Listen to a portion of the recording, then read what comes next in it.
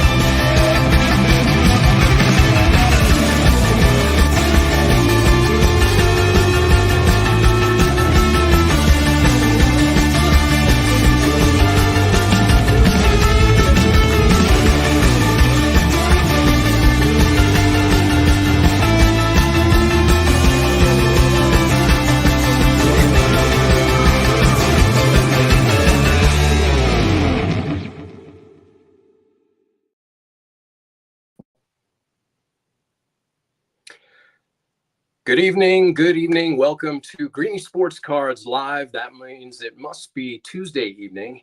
And we welcome you back in for another edition of the world's first multi-stream live broadcast and auction. We are coming to you across multiple platforms for the sports hobby industry, that is. You're probably viewing us at this point on Twitter, the X, Facebook, Instagram these days, LinkedIn, YouTube. And of course, our auction will go live at eBay a little bit later. So you're going to want to join us for that. And we'll explain that later in the show on how that all works and how you can get in on bidding the sports cards and other collectibles. We have a monster show for you this evening. We've promised since the beginning that we would be speaking to influencers and influential people throughout the sports hobby and collectible industry and coaches and athletes. And we've been fortunate to do so along the way. But tonight we're going to welcome in Ray Schulte, who is the Director of Media Relations and Communications for the National Sports Collectors Convention, which will be coming to Cleveland later next month. And it is the biggest show in the industry, the largest sports cards gathering in the world, really. And it's coming to Cleveland for the sixth or seventh time at this point. The first show was in 1997 at the IX Center. And then it came through in 2001, 04, 7, 9, back in 14, 18. And then here it is again in 2024. And we'll be really excited to talk to Ray to hear what's going on with the show and his career. He's had a long and storied career throughout sports. We'll get into that a little bit, talk to him about the National and all the really cool things that you can expect. If you've never seen that show, it is amazing. It is truly amazing. And for what we saw last year in Chicago, the show is big and bold and beautiful as ever, and we can't wait for it to come to Cleveland. And then later on, we're going to welcome in GV Art, George and Greg Vlosich from GV Art, famed here in Cleveland, the apparel company, and they've got a really, really interesting story as well. So it is a Cleveland theme night this evening where we are coming to you live, broadcasting again every Tuesday, as I said. My name is Jeremy Levine, the man about town here in Cleveland, and we get to do this every Tuesday with Greenie, Steve Greenberg, who is the Greenie in Greenie Sports Cards Live. So let's go ahead and welcome Greenie in tonight and see how he's doing. Jeremy, good evening. Good evening. Good evening. You got your GV Art shirt on as well. I do. Not only because it is GV Art, it's one of the most comfortable shirts I own. I mean, they really are. Yeah. So they really are. Yeah, and it was for a great event that we did, and it's the March Madness we did with the Notre Dame women's basketball team. So yeah, we had a great time with that, and I'm sure we'll touch on that a little bit later. And you're dressed accordingly as well. Yeah, I'm a big fan of those guys, personally, professionally. Their fabric is woven throughout the entire city, both literally and figuratively. But got some sweatshirts behind me, of course, the GV art and apparel. So we'll get to talk to those guys. George happens to be the best Etch-a-Sketch artist in the entire world. It's got to be sheer fate, because I don't know how you find that or figure out that that's your calling in life. But he figured that out from an early age, and has done some amazing work since, along with Greg and their father George, that founded GV Art. So we'll get to talk to them and get to talk to Ray, of course, and you guys. Greenie has a big presence in the National as well. Why don't you talk about that, your location, and give a little bit about your perspective on the show, and then we'll bring in Ray. Yeah, we're booth 537. I shared a picture of it the other day when you go in the entrance of the National. We're out by the PSA booth, but yeah, this is a show that we really look forward to, and we prepare an entire year for. The show goes till the 28th of July, and literally in August we'll start preparing for next year with the product and stuff. We're known to have some boxes that people love to come and dig through with the 90s and into 2000s era of cards, and people they line up, and when we open those boxes, I mean they'll find the stuff from their childhood. I know there's every era of cards there, and there's people coming to chase the brand newest of new cards or the 50s cards, but we like to have a little bit of those things, but our big era is the 90s and kind of the era that we grew up on. So yeah, booth 537. We'll have the whole crew there, and even in being in Cleveland, Haley's probably going to come for a day, and we have Drew and Will are going to come, and there's going to be a lot of green in that room, figuratively, literally, and monetarily.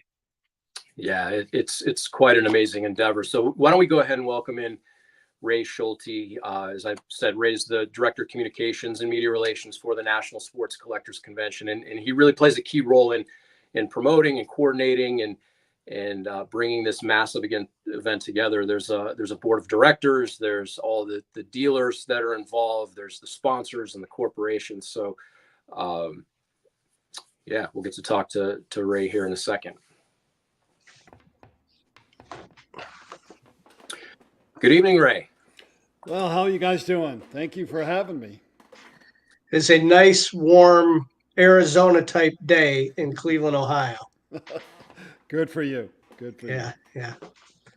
Yeah, Ray, we're thrilled you're able to join us this evening, and of course back in Cleveland, our hometown, and you'll be back at the IX Center, a building you're very familiar with, as are we.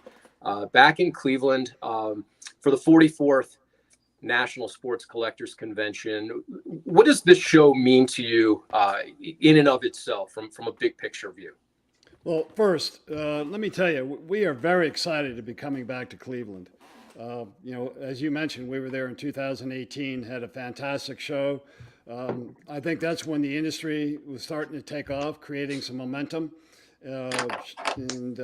So we're looking forward to coming back. It's one of those things where it's more than a show. It's more than a card show. It's an experience. It's one of those things, and a lot of our hobby people talk about it as a community, and it really truly is. And so, most people, and I think Steve, you mentioned I know you know Mike Burkus. He was the founder of 1980, but they say that if you can't find it at the National, it just doesn't exist. And that's so true. And, as the industry is growing, we had a lot of momentum in 2019. And then basically the pandemic, and then, we went from like 50,000 to now over 100,000 attendees.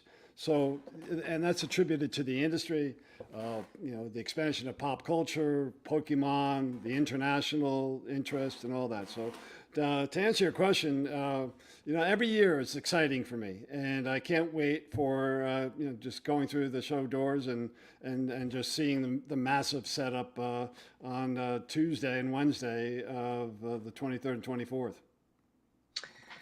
Do you know how many booths there will be, vendor booths for people to see? There's anywhere between like 650, 750 exhibitor booths. We have a corporate area. We have a breaking pavilion. We have area just for the exhibitors, but we also have a TriStar autograph pavilion.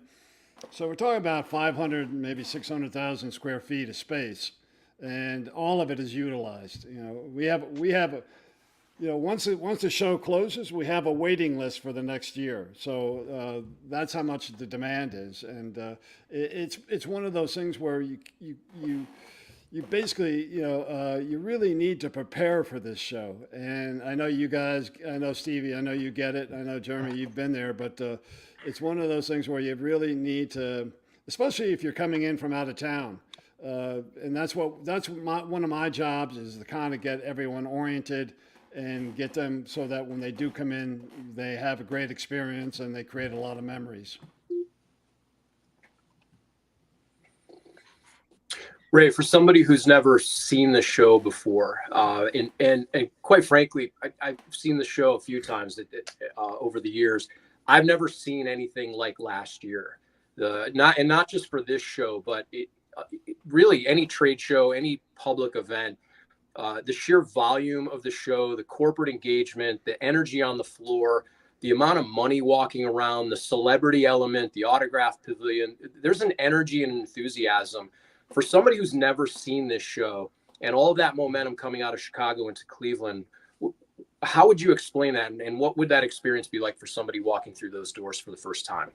That's a great question. And I would say this, years ago, we were going through a period of time where, there was a shout out for, hey, we need to have more kids involved in the hobby. And I think we addressed that in addition to the industries, with the manufacturers and everybody that's part of it.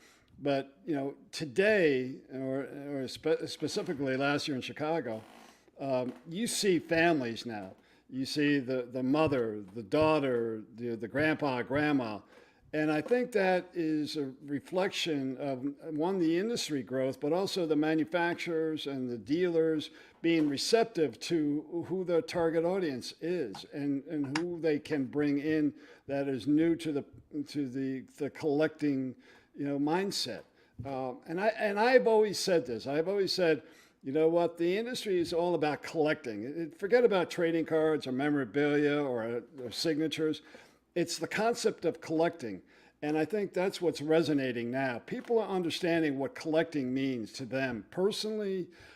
It's a great, for me, I look at it, and we're in a great city for this because, for me, life is all about creating memories. And you create memories by music and you create memories by collecting.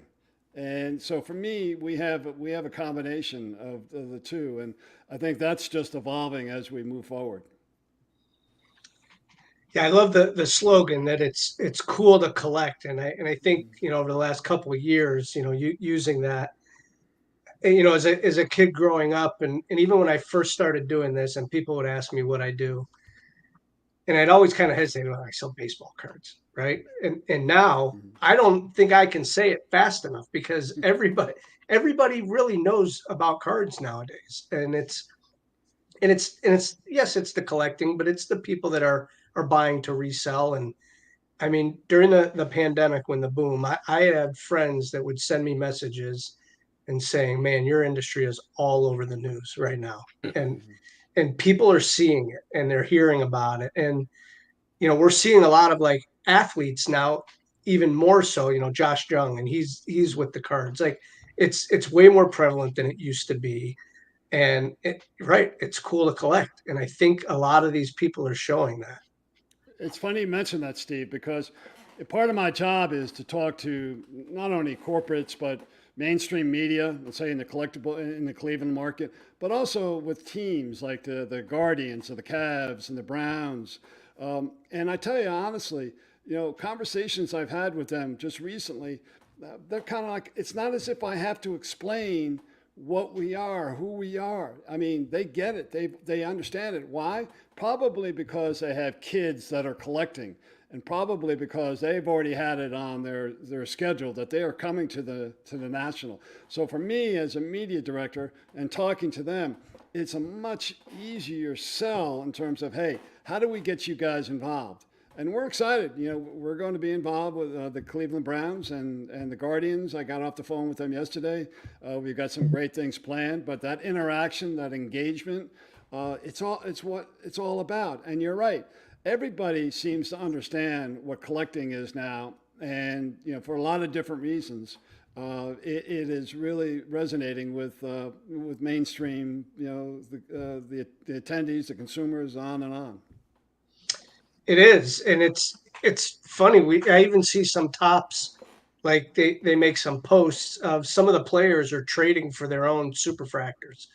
I saw it the other day. A pitcher traded for his own card, and I mean that stuff that's awesome, right? Yeah. And then I know even locally here, you know, some of our friends that coach, you know, the Division I college basketball, they collect cards. So it's really mainstream now with the collecting and the investing. I know that there's a lot of high end celebrities that are collecting for the investment part of it, and you can find all of that at the National, whether it's the dollar stuff or the $1 million stuff. Yeah, we've had a couple of pro athletes and their agents contact me and ask me how can my client get involved, and you know, it's not, look, it's not as if they want to get compensated. They enjoy it so much, and you know, it's just it works out well for us in that this year, you know, we've gone from one trade night to now 3 trade nights: Thursday, Friday, and Saturday. And so we'll have some, you know, athletes come in and be part of it, and whether it's breaking or just hosting, and collaborating with everybody on the floor. And that's what it's all about. It's all about, they enjoy that community, and the community obviously enjoys that interaction from people that you normally wouldn't see. Ray, you're certainly no stranger to legendary celebrity athletes, in particular, having represented Cal Ripken Jr. and Don Mattingly and others. That's a big part of this show as well. The opportunity for fans to get up close and personal with Hall of Famers and all-stars and legends of the game across all games. Talk a little bit about that, the autograph pavilion, and what that energy brings to the event. Well, we're very fortunate, and obviously representing athletes as I have in the past and I continue to do. I can tell you that the athletes love coming to the National, because everyone's in a good mood. You have a lot of people. You know, we have over 140 something athletes signed up to sign in the TriStar Autograph Pavilion as of today, and there will be more that will be announced. So it's just a great venue, a great opportunity to kind of interact. And you know, now that as we move forward, you know, somebody who buys an autograph ticket can bring in, get it signed, you know, shake the athlete's hand, you know, maybe get a photo right there. But we also have professional photo ops too, and we have, you know, that interaction means so much to a dad, to a son, to a daughter, to a mother. And that's where, you know, again, for me, the fact is when you can see that interaction, that's what's so exciting for me and what's so meaningful in terms of, you know, how that community plays into, you know, a family life. It is, and so you mentioned the trade nights, and now that there's 3 of them, where can people find those trade nights while they're at the National? And it's after hours, correct? Yeah, the show will conclude at 6 p.m. and then we have there'll be signage, but it'll be downstairs and will be set up. We have some people been spending a lot of time working on that, and it's, you know, again, you'll see some different things this year. You know, from last year, it's evolving and more interactive, maybe more engaging, and so it'll be exciting. But I think it's something where, you know, again, you get to talk to people from around the world, and it's not a regional show. It's not a local show. It's something where you can really kind of create relationships for a lifetime. Yeah, you know what? There's a couple guys that I sell cards to every year, once a year, and they come from Australia, Mhm. and they absolutely love it. They can't find this stuff in Australia, and they come to this show once a year, no matter if it's in Atlantic City or Chicago or back in Baltimore or Atlanta where we've been, Anaheim. This brings people. This is their trip. This is their vacation once a year. Yeah, no, You know. absolutely. And I've the relationships that I've witnessed, and especially with the young kids. I was up in Toronto at a show, and I was on a podcast with three, maybe 14, 15-year-olds, and they invited me in, and I'm listening, and I'm thinking about trading cards, and they're talking about music, they're talking about school and all that, and then I realized after I got off there is that trading cards and collecting have brought these three guys, young guys, together, and now they have a relationship. One's in Denver, one's in Toronto, and one's in another state. I mean, when you were growing up, where did you have that opportunity to kind of forge those friendships and relationships outside your own town? It's like, Right. and that's the beauty of it. It's not just the fact that they trade cards, which they do. It's the fact that now they have a friendship, and that's what again, I hear over and over time. It's I love cards, but it's about that community. It's about creating friendships, relationships that is so meaningful to me. Ray, do you have a either a personal experience or a public-facing one throughout the years that really comes to mind that you say, man, that only can happen at the National? That was really cool. I've got a few of them, but I mean, the one that I hold dear to my heart is that I witnessed myself, and it was a time when it was crowded. The floor was crowded. I was trying to get down the aisle. I think I was at one of the auction houses, and they had a Mickey Mantle jersey displayed, and a dad was looking up there, and I could overhear him talking to his son, saying, "Hey, this is my idol. This is the guy that I idolized and respected when I was growing up."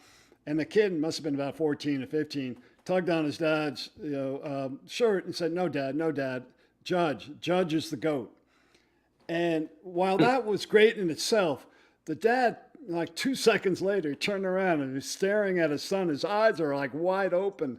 And I could see that the guy connected with his son.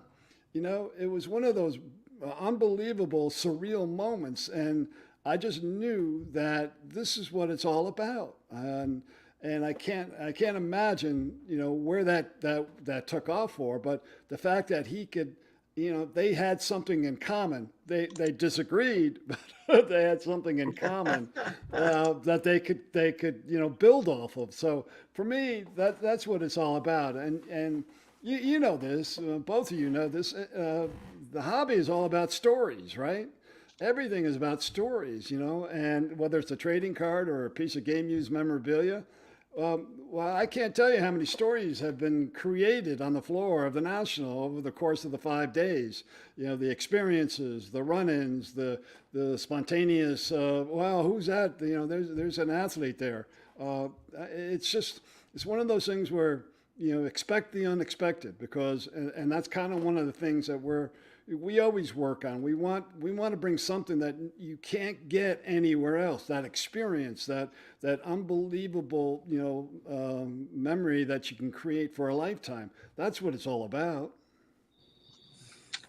Yeah, this show is known for that, and there will be many more, experiences this year in Cleveland. I mean, I can't wait for that opening.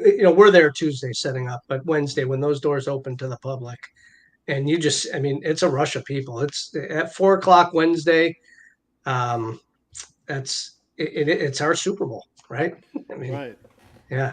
The other thing too, like I'd like to mention is that, and Steve, you and I have talked about this, and I know you're passionate about it, and that's getting women more involved in the hobby, having women more respected for, whether you're a breaker or a card dealer or a collector.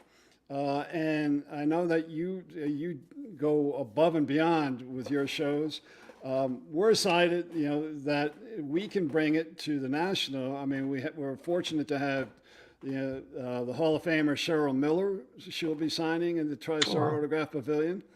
And then we have the 1999 USA World Cup team, USA team, Mia Hamm, and I think about 8 or 9 other athletes that will be on site signing as well. So for me, that's exciting because, again, it brings another segment of our community that can really kind of get, kind of rally around this opportunity to bring in. And then the other thing is there is a, I mean, I've had the fortunate ability to talk to a lot of women collectors, and also, I don't call them influencers, I call them content creators. And, every one of them are just like, have an unbelievable story, have authenticity, have, passion, vision, and, can stand up against any man in any kind of situation. So it's kind of like, I'm excited about that because I think that is growing in our industry in significantly, by the way. Yeah, definitely here in Cleveland, there's a lot of female collectors and dealers. They set up at our shows, and I mean, they're people just like everybody else. They love the cards we open together. I mean, I sell cards to a couple girls all the time, and they resell them, and it's terrific. I mean, it is absolutely growing. The sports in general, women's sports, whether it's volleyball, basketball, softball, and it is. I mean, it's helpful, and we do the best that we can, and we try to help out, and we invite everybody. So. Well, Ray, we can't thank you enough for joining us. Speaking of inviting everybody, we want to tell stories here and share with the industry, and the industry is going to descend on Cleveland here, July 24th through 28th in Cleveland at the IX Center. Share with us before we let you go. Where can people find out more information about the show, and where can they follow you on social? Absolutely. Check out our website, nsccshow.com. And follow us on Instagram and X, and we just kicked off YouTube and TikTok too.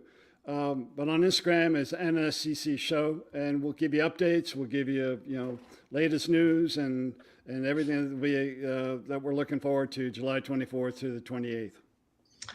Yeah, we can't wait. If it was tomorrow, we would be there. So the great thing is we don't have to travel that far this year, and we cannot wait to.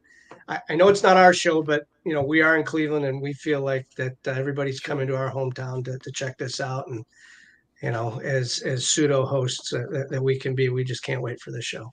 Well, I just want to say thank you, Cleveland, and we can't wait to see you. Perfect. Great. Thanks a lot. All right. Thanks, Ray. We'll talk soon. Yeah, what an awesome show. Awesome show. And we thank Ray Schulte for coming again. nsccshow.com. Check that out. July 24th through 28th. The National will be here in Cleveland. It is cool to collect. So, and speaking of cool to collect, we've got a collection of GB art and apparel between us. Huge fan of these guys, as I said, personally and professionally, for what they're doing for the town. And I'm going to go ahead and welcome in shortly here Greg and George. For those who don't know, GB Art is they started probably beyond boutique at this point, but they're a creative boutique retailer and designer here in Cleveland, Ohio. They specialize in artwork and apparel, founded by the brothers themselves, along with their father, George. And they've been doing really dynamic designs, and they've been artists since they were a very, very young age. And we'll get into that with George and Greg, of course, but the Etch-a-Sketch from an early age with George. And they use T-shirts as canvases, as you can see, and really they have woven into the fabric, literally and figuratively, into the city of Cleveland and beyond. And it's a real pleasure to welcome them here, George and Greg Vlosich, here on Greenie Sports Cards Live. GB Artwork Designer Apparel. Gentlemen, thank you for joining us this evening.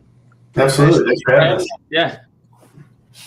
So, as I say, you guys got going at a very young age. I believe your father was influential as an artist and kind of introducing you to that. But kind of set the stage here from a very young age, you as brothers. When did that creative spark start? And how did that moment of realization come about where you guys realized, man, we're pretty good at this thing? I mean, I'll jump in first, Greg, and then you can, yeah. We've been drawing since we were 2 years old. Our dad, recognized our talents at an early age, and we always were just, we get up in the morning. My dad was an artist, so he kind of saw that in us and really nurtured that talent. And we'd get up in the morning, draw and paint, and it was always a kind of a lesson going on of design, and so he was always kind of teaching us, and and again, for us, we love art, but we love sports too. So it was a good, growing up, we were drawing, in school, we get yelled at for drawing sports characters and guys and Michael Jordan and Rodman, and the teacher's like, oh, this isn't art. You can't draw art. You can't be doing this sports art and stuff. And, but we always, we did what we loved. So we're so blessed to be able to do that now still and continue that and together as a family as well. So. And George was always, we joke around. George was art, sports. I was sport, art. I went to art school for 1 year. George went there for 5 years and graduated there. After 1 year, it was just a little too much art for me. So transferred to Cleveland State, ended up playing basketball there and still majoring in art. So, we've kind of throughout kind of had that balance of the George overly art, me overly sports, and it comes together really well because we both, love both of them. And so we're just, again, like he said, blessed to be able to kind of turn our two passions into a business and provide for our families. So it's fun, especially seeing it grow over the years. Yeah, and in Cleveland, especially with the MLB license that you guys have, the city of Cleveland, the Guardian, some of the shirts and the guests that you have, the Down Goes Anderson shirts and the Quan, and I see that David Fry's now coming in a couple days with Tyler Freeman. Like those things are really something special in Cleveland that the community can share with the artistic development. Yeah, I mean, we grew up as huge sports fans, and going to the games and making posters and getting those guys to sign them. And I feel like we're kind of doing the same thing now, just on a different level. But as fans, we realize what they want, and so it's great for us to be able to have grown that following, and like you said, use our shirts as another canvas, but then be able to really kind of give back and give fans a really cool experience. So we've done, probably 8 or 10 different signings, over the years. The first one we did was with Carlos Santana when he was in the Home Run Derby, the day of Home Run Derby, which was really cool. So that was a fun one. And then, we just did one with Quan and a couple other players last, 2 weeks ago. And then we have another one coming up this Thursday. So it's been a lot of fun to, continue to give the fans that experience, and, and really it's neat seeing some of these players and meeting these guys. We meet, Kluber and Brantley and all these guys their rookie year before they become stars, and then they're 2-time Cy Young winner and runner up for MVP. And, so it's cool building up relationships with these guys and getting to know them when they're young, and then, kind of as their career progresses. It's funny. So Carlos Santana, I'll tell you a quick story. So I owned a bar in Akron, and when he played for the Rubber Ducks, he used to come. We were literally right attached to their parking lot. We had a hot dog vendor out there, and after every game, and he would just come up, have a couple hot dogs, and be on his way home. And couldn't have been a nicer guy, man. When they won the championship in Akron, it was pretty special. And they came up and hung out. So yeah, those guys to be able to watch them, like you said, the Kluber, and watch them to win the Cy Youngs. I mean, that's awesome. Mm-hmm. Yeah.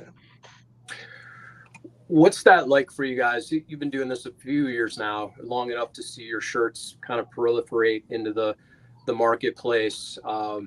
I've seen some posts along the way, Greg. I believe some of those are coming from you. Or when you walk into what was Jacobs Field or now Progressive Field or Brown Stadium, and you see people, masses of people walking by with your artwork, your shirts, your design, what is that feeling like, particularly the first time? And what is it like now seeing it grow and continue to expand? Yeah, I mean, George has a funny story with seeing people, but I'll chime in a little bit too.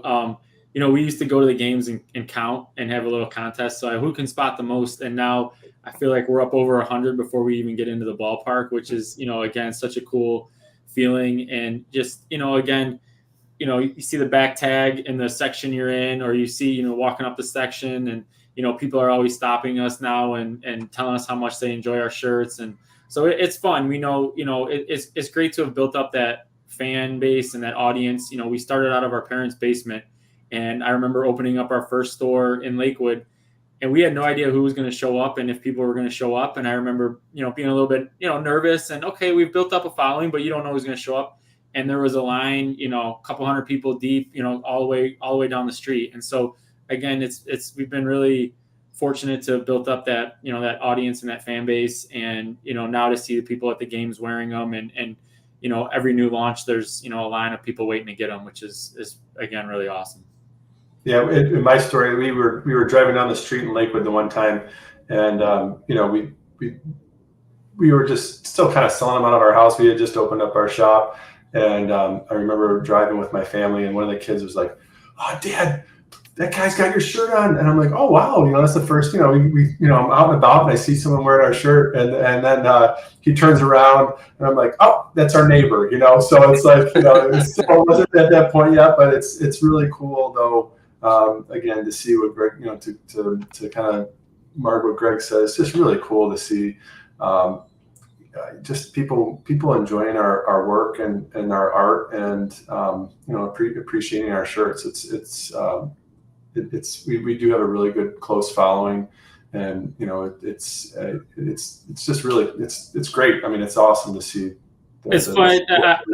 I always enjoy when we're on vacation. When we're in Vegas or we're in Turks and Caicos or wherever we're at, and it's like you see somebody wearing your shirt and they're like, and then also on the reverse side, hearing stories of people who spot our shirts while they're on vacation on someone else, and it immediately turns into a conversation and they become vacation buddies and stuff because they both have on GV shirts. So we hear those stories all the time too. So it's always cool, when we're seeing them in other cities, or you're watching the Guardians game in Anaheim, and I feel like every time they cut to the crowd, there was 2 or 3 people wearing our shirts, and that's across the country. So that that becomes really cool as well. Probably when you see your name tagged on Instagram too, that's got to be pretty neat. Someone's wearing your shirt and they tag you on Instagram or social media in general. Mm-hmm. Yeah, no, it's always awesome to see, and people are always very active, and we try to take the social media not too serious. I feel like I've gotten a little away from, poking fun at anything, recently, just because of how the times are. But, we try to have a little fun and make it more, sports talk and late night, Guardians games where we're live tweeting and stuff like that. So I feel like our fans know that we are diehard fans first and foremost. And, I think that's why our shirts transitions, translate so well to the other fans. I think I even saw, it was a tweet last night that you were stuck in traffic on the way home from the Rolling Stones. Yeah, we went to the concert. Right? I mean, so it happens to everybody. It was bad. It was a great concert. The logistics of getting to your seat and getting home was not good. I don't feel like they didn't have anybody working it. I don't know. It was weird. No, and I said, look, it's the first time. I mean, it's the rock and roll capital of the world. And I couldn't figure that one out. Yeah, right. And Greg, but yeah, the shirt too that you had custom shirt for that too. I saw a Rolling Stones custom shirt you guys did. Yeah, we had a lot of fun with that one. That was, we do some like completely, unique creative ones, and then we do some really fun ones that are like, that pay tribute to different things. And it's always funny to see the response. But I mean, I had a couple hundred people stop me at the concert, asking us where we got our shirts and how do we get them. So we've learned to bring little GV $5 cards now, and My wife's dad loves passing them out. I don't pass them out as much, but he loves passing them out. So it's always a fun time. So yeah, that one's been well. It may be fair to say your designs or your shirts might be like your children. It's hard to pick a favorite or pick one, but do each of you have one that you sort of lean into or got an unexpected response, something that might be one of your favorites if you had to categorize it? You got one, Greg? I think one of the most popular, or just kind of the most fun, the Team Cleveland one, where we kind of combined the mascots and logos of all teams kind of into a Team Cleveland guy, and it wasn't representing one team but everyone. I think that was cool, and it just has a kind of a unique spot in my heart anyway, because that was the launch of our first store. That was the hype up around it, and so everybody was coming in getting that shirt. So it has very fond memories. And then we actually launched the one that you have on your screen as when we opened our Willoughby store. It was like, all right, what's our next kind of version of that, and that type of thing. So I think that one's pretty fun. But it's always cool when you're teaming up with the team and the guys. The Young Guns one where they were all wearing it for the playoffs. You had literally the day of the playoffs, and Bieber's wearing it in the dugout, and the other guys are coming out wearing it. And it's the night before the World Series, and MLB Network is down on the field in 2016, and the whole guys have on our One Thing Left to Do shirt. And so there's certain ones like that just have a very cool nostalgic feeling for me. And when I see that shirt, it makes me think of those memories of the Guardians game and the Goon Squad and those type of ones. So those are the ones for me that kind of always have a special place. So earlier we had Ray Schulte, who's the communications director of the National Collectors Convention, and I think some of these shirts are like collectors pieces now, and I know that people trade them. I've seen them; they're on eBay, and I see you got the pictures behind you. Are there things like this that you guys collect sports wise? Whether it's even just like an autograph on your shirt, do you keep some of those? Yeah, I mean, everything, growing up with doing the artwork and the Etch-a-Sketches, I mean, and it's funny because when I saw Ray was going to be on, Ray, my dad had probably contacted him, when I was probably 10 or 12 years old or whatever, and just getting started with the Etch-a-Sketches. And we would do the national show when it came to Cleveland, and just have a little booth and just show my artwork, and but I think for the autograph standpoint, I mean, I have just such a great collection of guys that have seen my work and autographed my work, from Cal Ripken. He was one of the first athletes I met, and he brought me on the field and gave me his bat. So that was really cool. But guys like George Brett and Don Mattingly, I know he represented as well. Lawrence Taylor was the first athlete to autograph the Etch-a-Sketch. And that's kind of when I thought, wow, if Lawrence Taylor autographed it, why not other guys too? And I started doing sports stuff. And but from being on NBC Game of the Week with the Bulls, it was their 69th win here in Cleveland, and getting a chance to go back with Michael Jordan, Marv Albert, and Matt Lucas did the interview, but he autographed the Etch-a-Sketch, and Rodman and Pippen autographed an Etch-a-Sketch for me, and a team ball. I got a team ball signed by everybody. Muhammad Ali I met when I was probably 12, 13 years old.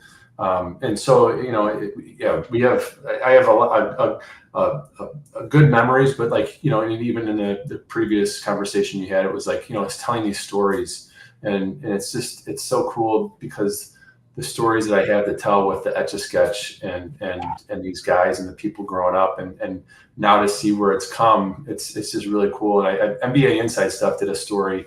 And they showed me, I was on, when the NBA finals were going on, and then they showed I was on when I was maybe a junior in high school. And I remember, watching the game and they pulled it up at practice. They knew I was going to be on, so they pulled it up at practice, but I was with the three J's from the Mavericks, Jamal Mashburn, Jason Kidd, and Jimmy Jackson. And they autographed the Etch-a-Sketch for me. And it just, the stories, but they showed me, and they showed that old clip, and they, I just was a high school kid, and I just said, hey, they're like, what do you want to do when you grow up? And I'm just like, I just want to do something with art and hope to be able to do something with sports too. And the fact that we're able to do it still, again, I know I already said this, but man, it's special for us. And because there's two things that we really enjoy and love. But yeah, the collections and memorabilia that I've collected through the years have been it's pretty cool. The Etch-a-Sketch component is really a phenomenon, something that you can't really write that story. You can't really project it. It's something you kind of fell into, but it's taken you around the world. Interviews with Oprah and Jimmy Kimmel, and as you said, NBA Live. It really is. It's truly an art form, George. You found your calling with that at a really early age. What was that first experience like? I know I've heard the story, but share it with the viewers. Kind of when you realize this is also a thing. I can actually create art on an Etch-a-Sketch and do some really impressive things. Well, yeah, I mean, it was fun for me because it was a challenge, and I had always been drawing and painting and stuff like that. But we were heading to Washington, D.C. when I was probably, 10 years old, and my parents threw my mom's old Etch-a-Sketch in the car in the back seat, and I did the U.S. Capitol building. And, I remember pulling over to a gas station to take a picture of it because my dad couldn't believe I did that on the Etch-a-Sketch. And then I would send them into the company when I got back, because they'd have contests, and I'd send it into the company to see if, different competitions, and I kept winning. And finally they were like, all right, we're going to send somebody out to the house here to make sure you're actually doing these. And they came out and watched me do them. And then they brought a couple back with them that toured around in different museums throughout the country. And then they started sending me Etch-a-Sketches. So I was like, this is, again, something, for me, it was just it was a fun hobby. But my dad saw it as something unique and different and special. And again, it was an encouragement by him to kind of continue to do it and see the possibilities, because, we started our t-shirts with a campaign called One Town, One Team, One Dream. And we had never done a t-shirt before, and we all collaborated together. I did an Etch-a-Sketch of LeBron and posted it on YouTube, and it was up for best viral video of the year, by 2020 and World News Tonight. And it got like 1 million hits in a day, and that was when the old YouTube. And it just took off, and we did a shirt around it, and my dad wrote the rap song for it, and which is his passion. He loves to write music. We had a lot of fun doing the shirt, and we're like, oh, we should do more of this. And then, at the time, no one was really doing pro Cleveland stuff. And we thought, hey, we love Cleveland. We're going to stay here. This is our home. And especially with me, with art and opportunities elsewhere, my family's here, and that's the most important thing. So Cleveland was our home. And so it was probably 2008, I would say. And again, no one was doing pro Cleveland stuff. So we came up with a campaign called Cleveland That I Love. And I remember Greg wearing the shirt out, and people were like, where did you get that shirt? And, there'd be some people like, you're going to do Cleveland stuff? And, who's going to buy that? And again, it's just really cool to see how it took off through the years, and how we've been able to, continue our business by doing pro Cleveland stuff.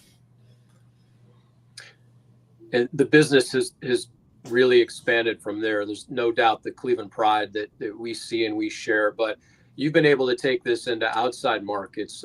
Greg, touch on that, because it's not just Cleveland, but as George said, it started with one t-shirt that you guys had never done before. And now you're, I believe, in Buffalo and Denver and some other places. Talk about that expansion. Yeah. So we always put Cleveland first, and that's going to be our bread and butter and our main thing. But we've had the ability to kind of, like you said, expand to different markets, which has been a lot of fun. So our shirts were in Dick's Sporting Goods, and they were doing really, really well. And so they kind of wanted us to take some of what we're doing in Cleveland and kind of, do that in some other markets. And so we picked 4 or 5 different kind of NFL cities to do that with over the last 2 years. And those have been going really well. And then, another big component of our brand is just last year we got Ohio State licensing.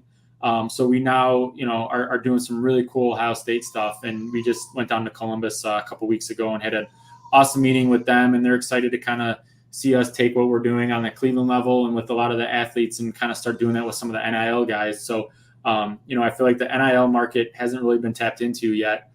So that's something that we've put a bunch of really cool designs together, and that's something, moving forward that we're going to do. So so it's been fun to just kind of go in other markets, and with social media now, if you have a cool enough shirt, you can kind of hit in any city, any market, and it'll take off, which is a lot of fun to see. So I think people anywhere kind of recognize that, and it's neat to see too.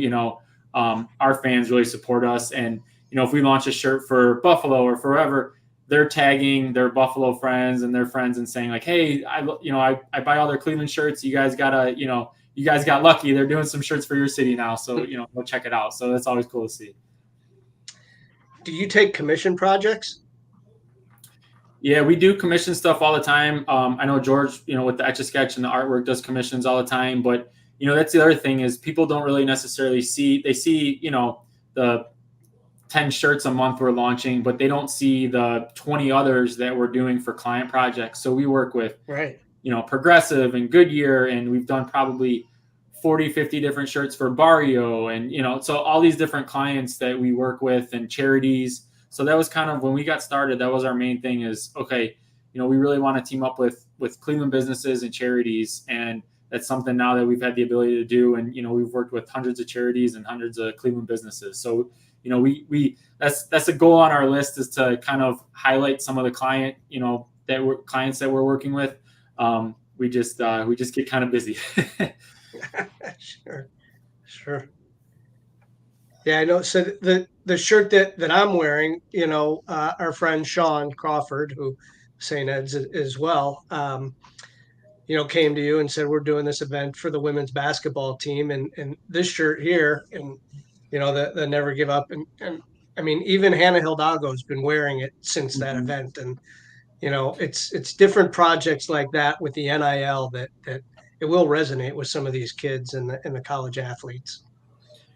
Yeah, we're excited to do it. Like you said, we've done it with the pro athletes and now, the college guys. And some of the talks early on are like, well, this guy might not want to do it or he might not opt in and stuff. And then once they kind of see the design, they really come around to it. And it's like, oh, okay, this isn't my name and number on a shirt like all these other companies are trying to do. This is like, really cool. And I think that's from the beginning. We've always tried to tap into what makes each player unique. So, you go to a Guardian, an Indians game, and you'd see 500 yellow shirts in the stands because Clevenger was pitching, and it's this bright gold shirt we did. And so we have always kind of tried to go outside the box and really kind of, tap into what again makes the player cool and unique, or what he's passionate about. So when we first teamed up with Nick Chubb, no one really knew he was into Batman, and I remember his agent going like, "Hey, he's a big Batman fan," and we're like, "Okay, like." Let's try to do something cool. So we did a kind of Batman themed Dawn is Coming shirt with Nick Chubb. And it's so funny now that like, it's the most known fact in Cleveland now is that Nick Chubb is a Batman fan. So I think we always have fun with those and really kind of, again, trying to tie in what, and get the player behind it. Cause it's something unique that they haven't really seen before too. So. You guys have been so prolific. As you said, public is seeing 10, 15, 20 shirts a month. You've got all these other projects. I'll point this towards George first. Where does that artistic vision start? When you're taking on a project or you get a spark of an idea, how do you then wrap your arms and literal hands around that to get the design into some form? Sure. Well, yeah, I came from the advertising background, and I worked in an ad agency as an art director for 10 years before, starting kind of what we do now. But my dad was always in advertising, so we go on vacation. We go into Baltimore, watch the Indians play, and go into the stores there, and we critique shirts and we critique billboards, and we're driving on vacation, and he's, what would you do different here? And so we were always kind of being taught and just always looking at stuff in a different way. And so I think also too when I was first in art school. The computers were just kind of getting out, coming out, and, kids would just get on the computer and try to make things look pretty. And my dad's like, no, that's not where the idea starts. He's like, you gotta think of the idea first, and work on it and, pencil and paper and sketch it up, and then go to the computer and polish it. So that's kind of how it's always like, like to, this is, just stuff, and it's constant, like just doodling stuff always of, it's right here on my desk. So we're sketching first and then developing the idea that way. And then, going on the computer and trying to, perfect it. So that's kind of how it starts and how it ends too. Well, and people always say like, oh my gosh, you guys are so fast, or, oh, you got, so I feel like we have probably, I don't know, 100 designs on our computer right now, just waiting for the right time. And okay, when's, we realize things are about timing, and, oh, if this player has a walk-off, we'll launch it then, and that type of thing. So there's hundreds of shirts we've probably never launched, which would be fun at some point to kind of, open up the vault and let people see some of these shirts. We did a Josh Donaldson shirt when he joined the team, and then we ended it, it didn't end up launching it. We were waiting for a big homer, so we have all these shirts throughout the years of like, all right, this is ready to go. This is ready to go. Just waiting for the right time, but also realizing, it is about timing. And so, people always are like, oh my gosh, that was so fast. But a lot of times we're just, prepared and also fans. So we're watching and we're in tune with what's going on as well. So it is fast though, because Greenie alluded to it before. You can't plan for Jose Ramirez punching a guy in the face at second base and down goes Anderson. So you guys, you're present and you react in the moment as well. Yeah. And that one's funny because, so we did shirts with Joe Thomas for his Hall of Fame induction. Yeah, I think that's the other on. Oh, he's got it on now. All right. So we were actually, he invited us to the Hall of Fame induction and then his like after party down in Canton. So we're there, we're on the dance floor with Joe, living it up. It's like 10:30, 11 o'clock. And all of a sudden my phone is blowing up and I'm like, what is going on? What is going on? And we have a group message going where everyone is like, freaking out, going nuts. And so that's when the punch happened. And so we drove home at 1 a.m., from Canton, and the whole trip home, we're like, all right, what can we do? What would be fun? How are we going to do this?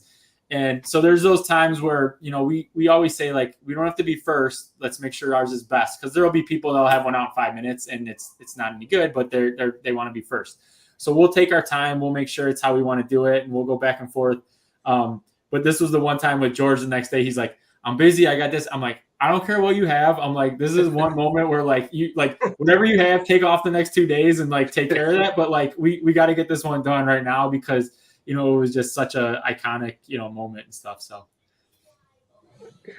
Yeah, well, we're looking forward to winning a Game 7 in the World Series and seeing your shirt at the end of that game. That would be awesome. And we got probably 5 designs from when they were in Game 7 last time that I think we're probably still ready to go. So when they do, we'll have plenty of designs ready to go.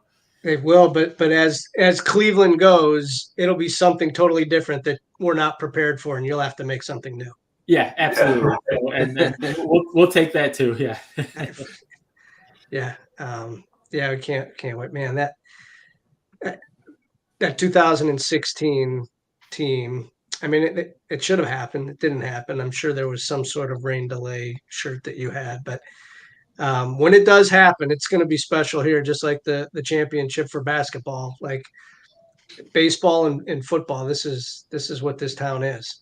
Yeah, absolutely. The Cavs one was unbelievable, and we had lines. Literally, we opened the next day, and we had a line from 7 a.m. until 1 a.m. the next, like later that night. We went for like 20 straight hours or whatever it was, in a line. And our printer, every 2 hours, our printer was dropping off more shirts, just trying to keep up. So, the night before the parade, everyone was there. And I remember going and getting water bottles and passing them out to the people who were in line for a couple hours waiting to buy our shirts and stuff. And we were just, like I said, getting them in every couple hours from the printer. So that's Cavs. I think Browns will be an even bigger beast, the whole nother level that hopefully one day. None of us can prepare for that. Yeah, it's something. So. Yeah. Haley, if you can throw up those shirts again, and you guys tell us where people can find you on the website. She was showing some shirts on gvartwork.com. But let everybody know where they can find your stores, both in person, online, and then on social. Go ahead, Greg. So we have 3 stores right now. We have our main ones in Lakewood, and then Willoughby, and then our newest one the last couple of years is in Avon. So we have store locations, and then you can follow us on social at GV Artwork. And we're always posting cool stuff. And like I said, actually, it's in 1 minute. I'm launching our new player signing VIP thing. So we're gonna have that going for Thursday, and we got a couple other signings throughout the year. So always fun stuff going on. Yeah, cool. so it's David Fry and Tyler Freeman coming this week, right? So Freeman's coming this week. Fry had something come up, and I got a call as we're finishing up the artwork and they're starting to print it that he's not able to make it Thursday. So Tyler Freeman's coming, and then hopefully we'll get to reschedule him throughout, at some point throughout the year. So Very good. Yeah, we can't wait for that. Guys, we really appreciate you joining us this evening. We appreciate all you do for Cleveland, for what you've done for us, for our family. I think there's a Les Levine shirt floating around there somewhere in the background, but yeah, maybe. Well, it was special time, special for us too, Jeremy. I mean, with your dad, he was one of the first guys in shows that I was on with More Sports with Les Levine, and just interviewing me for my Etch a Sketches, and again, we've throughout the years, I think people realize now we've been doing this for a long time, but it's definitely something. It's a passion of ours and love.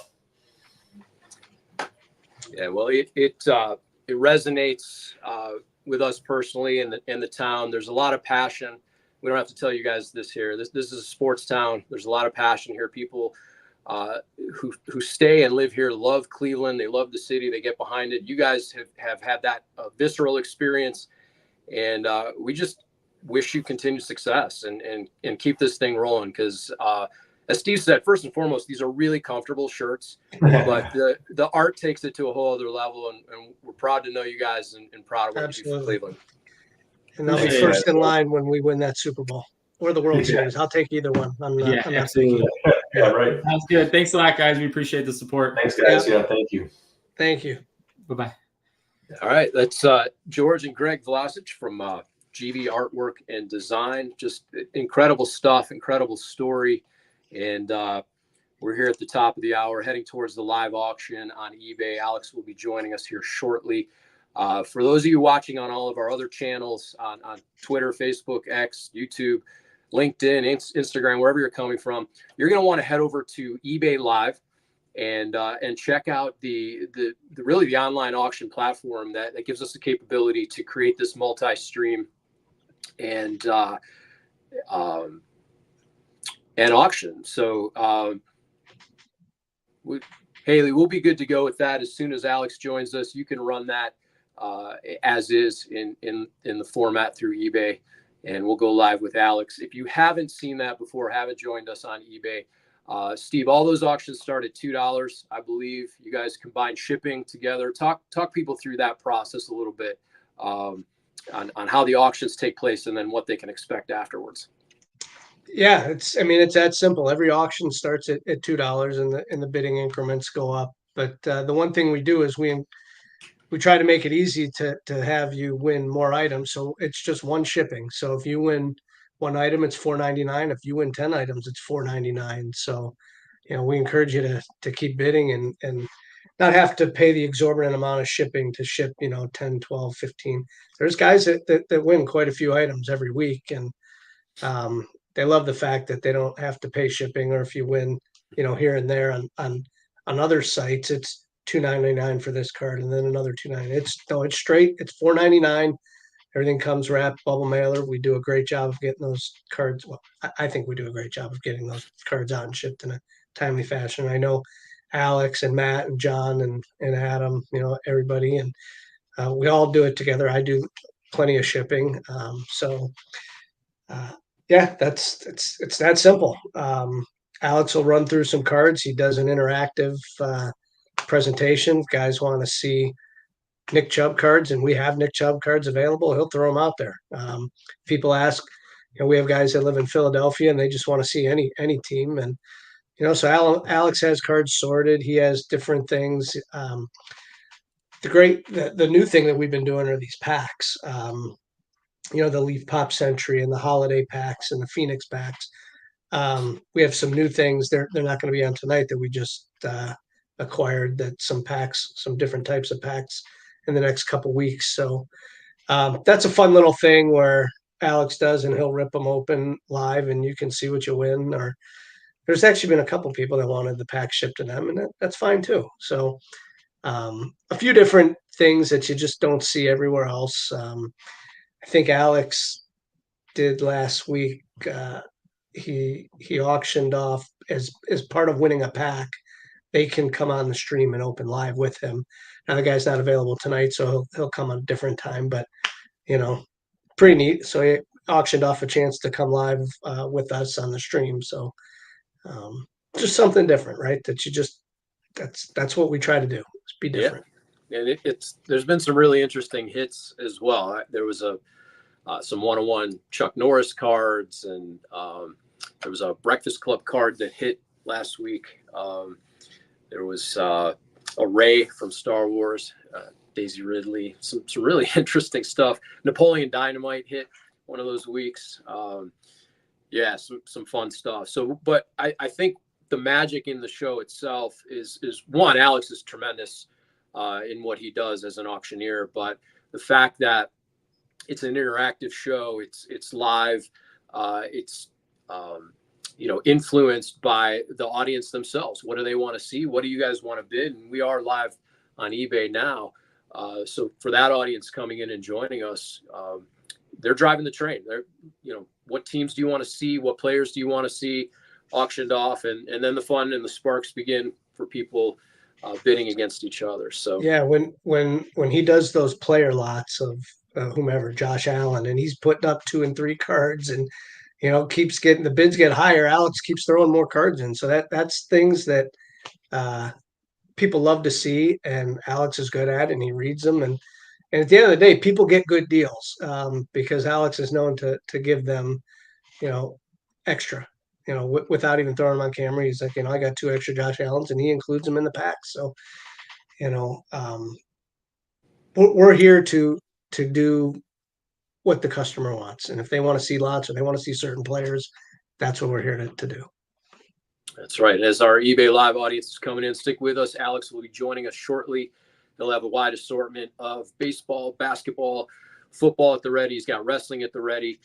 Let us know. Drop a comment and let us know what players you want to see tonight, what teams you might want to bid up against, and we'll get these auctions rolling here very shortly.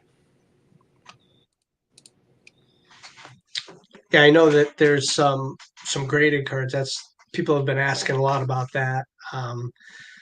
We get a lot of everything at Greenie Sports Cards. Jeremy, you were in today, and somebody called while you guys, and Noah were hanging out, and we get calls all the time to buy collections, and that's one of the things that we want to use eBay Live for, is to filter a lot of these collections down to the collectors. And Alex has no shortage of cards. So, and if he doesn't have it today, and they ask for it, we'll have it at the ready as soon as possible. So yeah, Alex joins us. Alex is ready.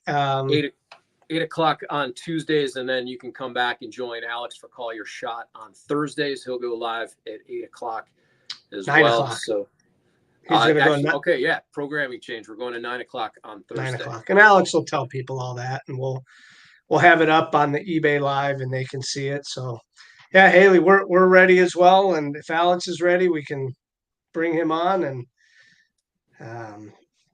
you guys will have at it on eBay. And Alex, how are you? Good. How are we doing today? Good. We're doing well. So, we had awesome conversation with Ray Schulte from the National Sports Collectors Convention, and then we had George and Greg Vlosich of GV Art come on in, talk about their artistic process. And so we've had a full hour, and we can't wait for the auction to get going. Yeah, I'm excited for it too. And like I said, we're going to start a couple of different changes and times and things. And everybody in the chat throughout the course of the night, give us feedback, and we'll try to get as live as often as we possibly can. So it's the name of the game. Yeah. All right, Alex, have a good one. Hey, thank you, boys. I'll see you very soon, I'm sure. Yep, you got it. Cheers. Yep. Thanks, Haley. All right, welcome on in. It looks like we're live already here. That's kind of cool. I do wonder about the compression on this. hopefully it looks good enough for everybody on here that you guys can see stuff tonight. Cool. So we got everything up. Let me know who's live sitting with us in the chat. Looks a little... Try to get something up here, show off some stuff. We have a lot of cool things that are going on. How does that look in here on the live? Ooh, pretty bad. I think we should.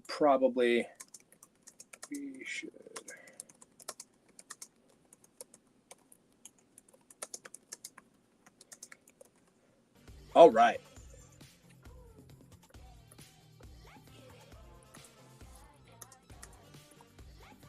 Okay. Sorry about that, guys. So we were live on our other platforms just earlier today. So please make sure everybody's following our socials. But there's some goofiness when it comes towards moving this live stream over. Zorza, what's up, my man? How are you? There's a little goofiness when it comes towards moving over here. And I think everything is just not formatting incredibly well. Looks good on my end when I'm not scrunched up on a little phone. But yes. But we will be back momentarily. We're gonna, so I want to have everybody that's already there stay tuned. We're gonna get the formatting fixed. It'll take just a moment. So I think Haley will have to end the StreamYard and then just pull in a new key. Cool.